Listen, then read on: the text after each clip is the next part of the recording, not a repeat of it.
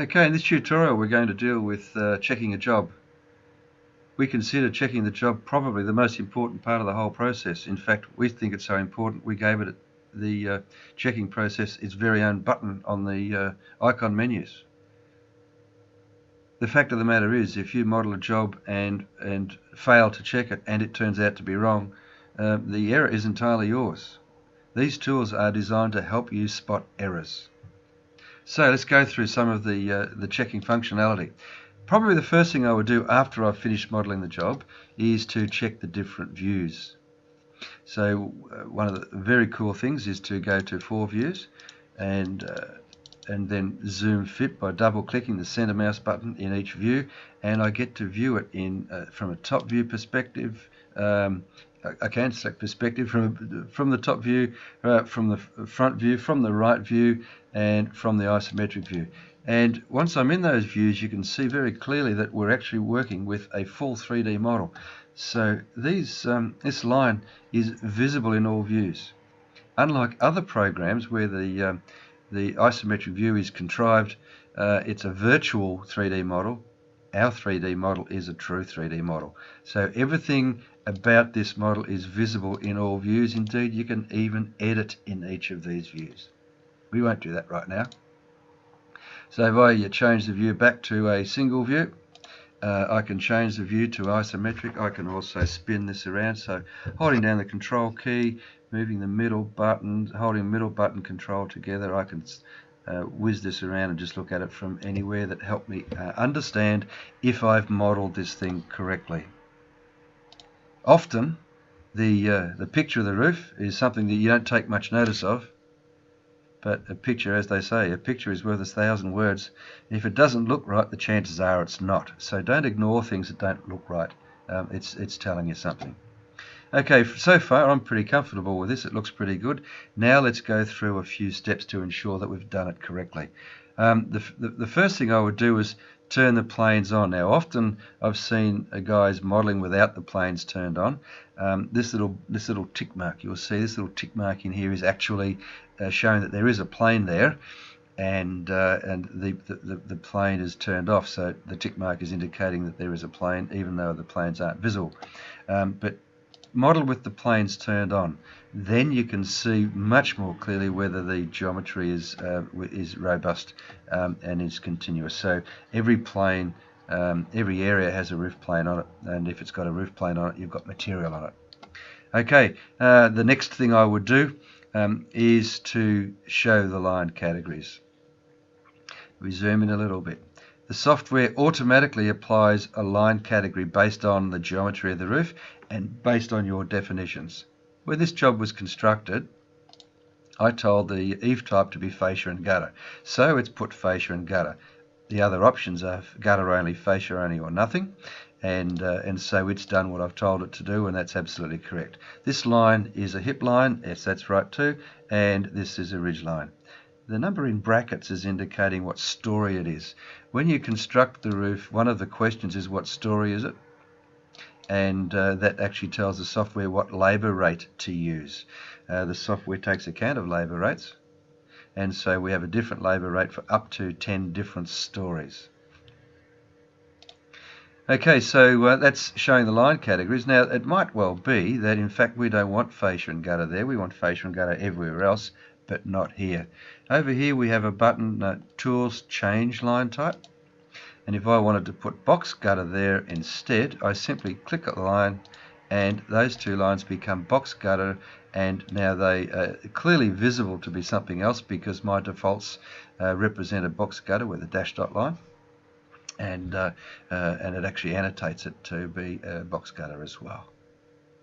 So notwithstanding whatever the software comes up with, you have total control, and you can turn any of those lines into whatever category of line you need.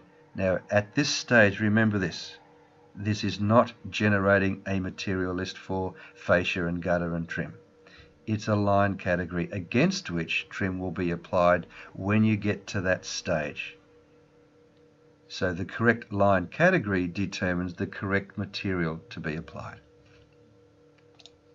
It's a toggle button, is the show line types. So you click it once to turn it on, you click it again to turn it off. It's purely for checking, so typically you won't be left on. The next thing we do is dimension the entire roof, so it shows all the overall dimensions, and whatever the eave line, the wall line was, with the eave overhang, of course, the overall dimension will now be bigger. The other dimensions that we can apply are the roof lengths. So this is showing the actual lengths of each of these lines up the slope of the roof. The appearance of those may be different to yours, and they are set under the defaults for as you were the sorry, had a brain snap there. To check the appearance of your dimensions, you go to Setup Preferences Dimension Defaults, and this is where you can control the appearance of the dimensions. So give some thought to how you want it. You can actually have the dimension match the line color, which is what I've got, and you can also set them away from the line by a distance. In this case, I've set it 75 mm, which is about 3 inches. And I can also tell the software to not dimension lines shorter than a certain length. In my case, I've set that to 500. And that prevents the software from dimensioning tiny little lines like this area in here, which would otherwise clutter up the drawing. While we're here, you can also specify whether you show the pitch dimension with the story number, the precision for the story, and whether you want a direction arrow, and what size the direction arrow is. 500 millimeters, or about 500 mil, what's that, about 2.5 feet, is about right. So we hit OK on that, and that's how we get these differences that you might notice between my software and yours.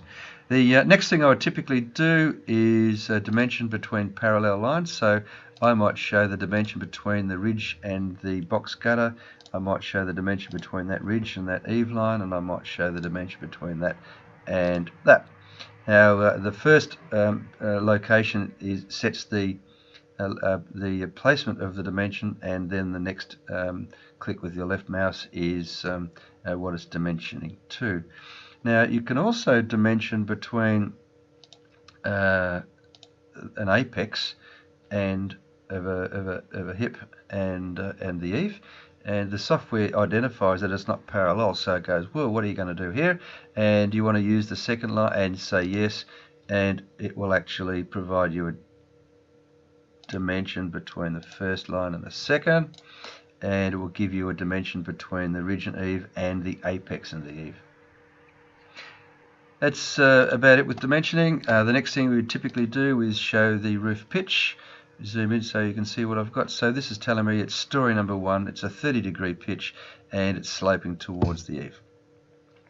Display of the pitch can be in degrees, percent, or slope, as 412, 612, and that's simply a matter of you defining what you require it to display. The next thing we typically do is tally quantities.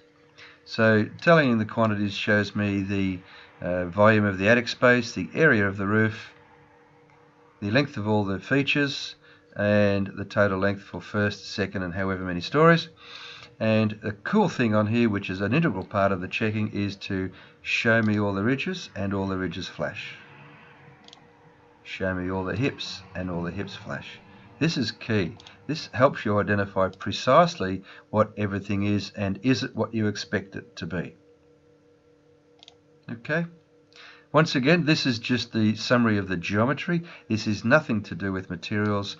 This is just so that you have everything you need about this roof. You can verify that it's correct. It's what you expect it to be. And if you're comfortable after doing all of that, I think you're ready to put some materials on this roof. We'll have fun with that. If you have any questions, send an email to support@applicad.com, and we will get back to you with instructions and in answer to your question. Thank you.